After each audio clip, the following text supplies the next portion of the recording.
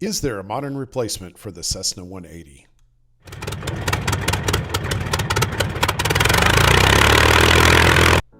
The Cessna 180 has been hauling hunters and gear into Alaska since Eisenhower was president and has been the gold standard for backcountry flying for more than 70 years.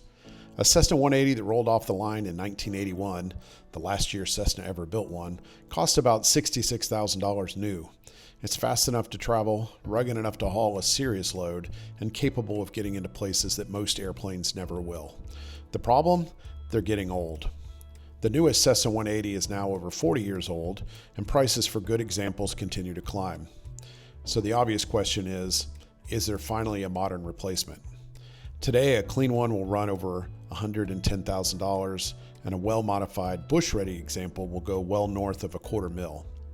Cessna hasn't built one in over 40 years, but for the last 70 years, if you needed a rugged, 4-seat, high-wing taildragger that could haul a real load into a gravel bar or a 1,500-foot strip cut out of the trees, the 180 was the answer.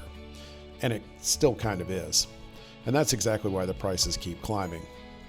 So today, is there finally something modern that can do that airplane's job? In one of my recent videos, I compared the Van's RB-15 to the Cessna 180. As you can see in the comments on that video, many people just don't think it's close enough to call it a modern replacement. Honestly, it probably isn't. But is there something that is? I do want to discuss another aircraft that checks a few of the Cessna 180 boxes and compare the numbers and see what everybody thinks.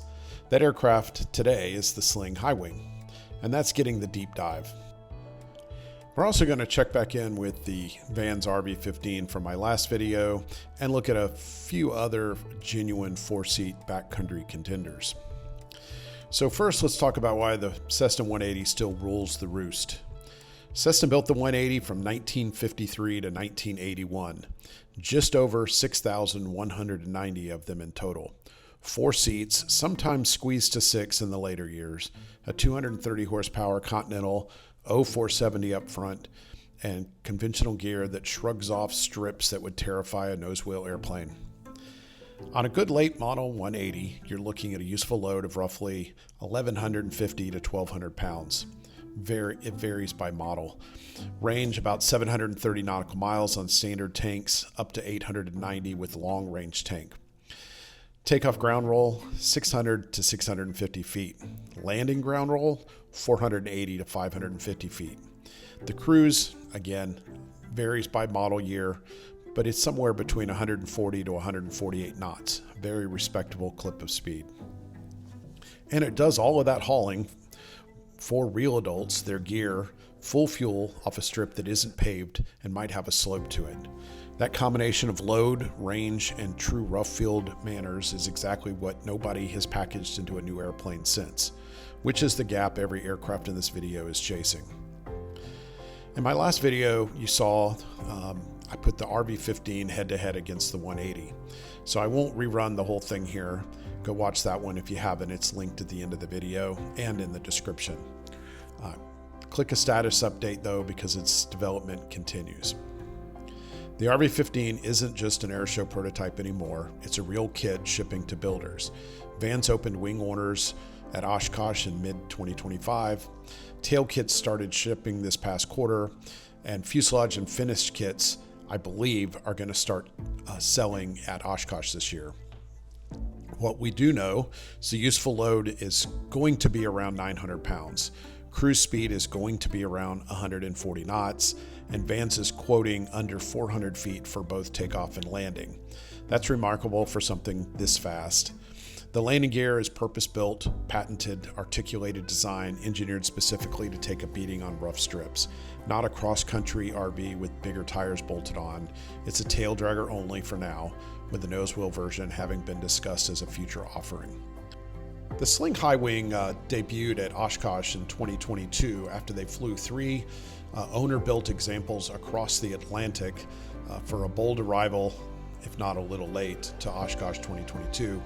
And really was a spectacular addition to the Sling line of aircraft. I did a video on that that you can go back into my archives and watch if you want.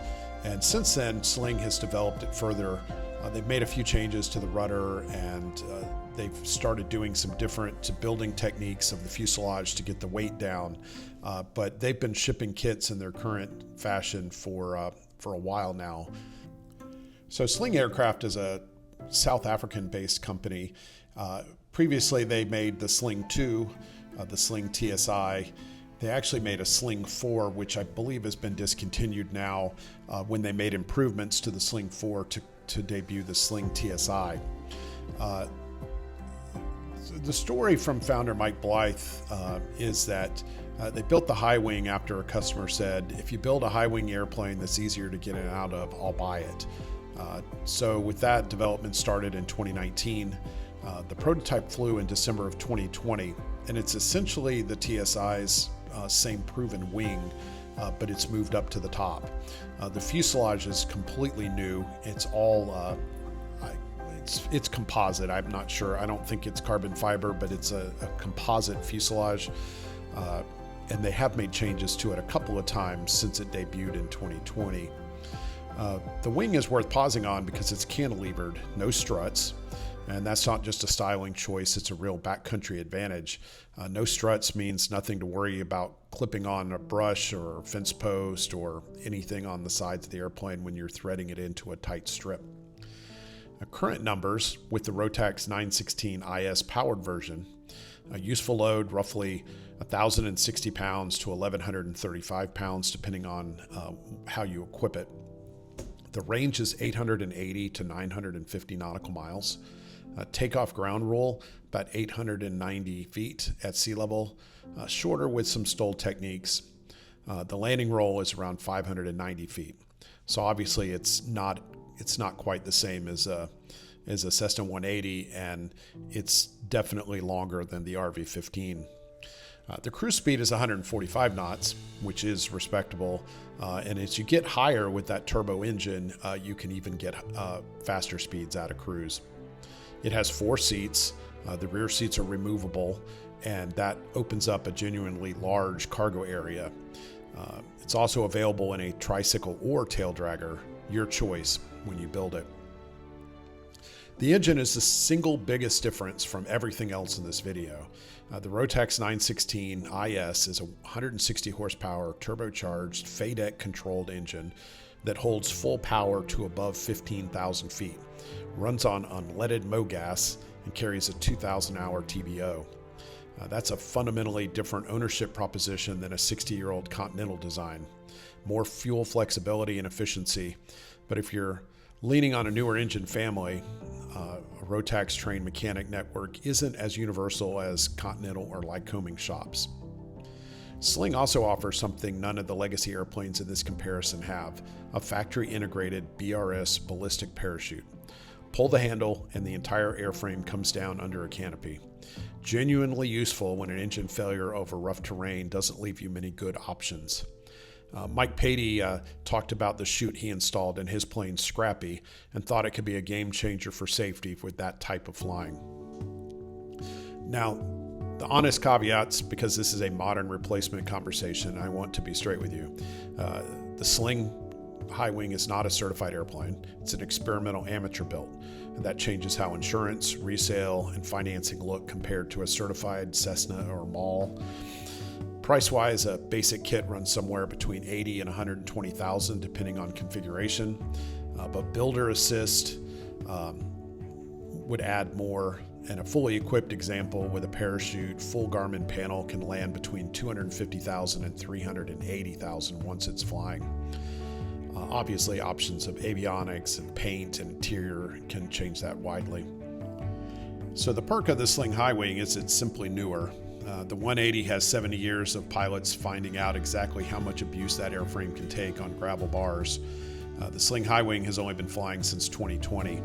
It's proven itself as a fast, comfortable, genuinely capable high-wing four-seater. It just doesn't have decades in Alaska yet. Some of the major differences between the High Wing and the Cessna 180 include a composite fuselage and landing gear for the Sling versus an aluminum and steel for the Cessna. Time will tell if Sling's composite gear can hold up as well as the 180's tried and true, if not somewhat springy, main gear. The aftermarket options for the Cessna are tremendous. Although Sling has discussed floats for the High Wing, I've yet to see that come to fruition. The Sling is experimental, so changes and upgrades are easily possible, but there are few off-the-shelf options available. So for the rest of the field, in comparison to the Cessna 180, I previously discussed the RV-15, but there are a few other options I want to throw out there and may highlight in some future videos. The Maule M-7 is the only still in production FAA certified airplane that gets close to the Cessna 180. Maule has built these since the 1980s, and they're based not far from where I grew up in Moultrie, Georgia. Currently with a 235 to 265 horsepower Lycomings, and they're available in both taildragger and, unlike the 180, an optional tricycle gear. Useful load averages around 895 pounds, and takeoff and landing numbers are startling, as short as 250 feet on ground roll, 650 feet over a 50-foot obstacle. Range is a more modest 480 to 580 nautical miles on standard tanks, though long-range tanks options nearly double that. If certified in production, order one today matters more than anything else. This is it. The Bearhawk 4-place is the plans built and kit airplane the backcountry community has quietly been building for almost 30 years and is probably the closest thing to the 180's actual personality. It's a taildragger, welded steel tube fuselage for crash resistance and field repairability, a removable rear seat with its own cargo door, genuinely 180-like utility, and a useful load between 1,000 and 1,300 pounds depending on which engine you hang out front. Anywhere from 180 horse 0360 to the 260 horse 0540. Takeoff and landing rolls run 200 to 600 feet depending on weight and conditions and engine choice, obviously. They're not certified, it's experimental, but it has a real following in Alaska specifically because it does the 180's job. This plane is going to take longer to build than the Sling High Wing and most likely the RV-15, although time will tell with that. The instructions from what I've read are not as detailed, and it does not have the match drilled parts that you will see in a Sling High Wing or the RV-15. A couple other outliers include the Murphy Moose and the Zenith STOL CH 801. Neither of these are 180 clones by any stretch, but they also check some of the same boxes as the 180. The Murphy Moose is a much larger aircraft than the 180, but being an all-aluminum, heavy-hauling STOL aircraft, it makes the cut. The Moose rocks a 1,500-pound useful load, takeoff in as little as 200 feet, and cruises in the 120-knot range.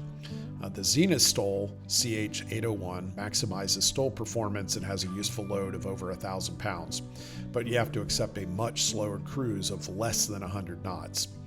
Depending on configuration, it's a good bit less than 100 knots.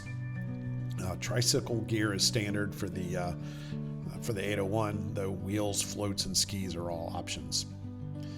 Nothing beats the 180's blend of load and range except the Sling High Wing, and the Sling only gets there because it's burning a lot less fuel per hour than the Rotax. Nothing meets the Maule and the RV-15 on raw runway performance, and if you want the 180's actual cargo hauling, take a beating personality, the Bearhawk is the closest analog. It's just not a certified airplane. So, is there actually a replacement? Honestly, no single airplane replaces the Cessna 180, but that's the wrong way to ask the question in 2026. The better question is, which of these get you closest to what you actually valued about the 180? Want a certified, buy it new with the shortest runway numbers on the list? It's the Maule. Want the 180's actual throw the seats out and haul cargo personality built like a tank? That's the Bearhawk. Want Vans level engineering and purpose-built rough strip landing gear, and you're willing to wait for the full rollout of the kit? Well, you've got the RV-15. Want the roomiest cabin, a glass panel, a parachute, and the choice between a nose wheel or a tail wheel? And that's the Sling High Wing. Want the shortest possible full stop and don't care about cruise speed? That's the Zenith. But none of them are the 180.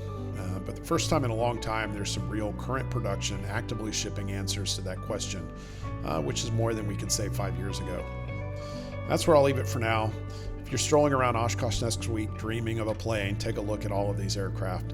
If you haven't seen the full RV-15 versus Cessna 180 breakdown, it's linked right here at the end of this video.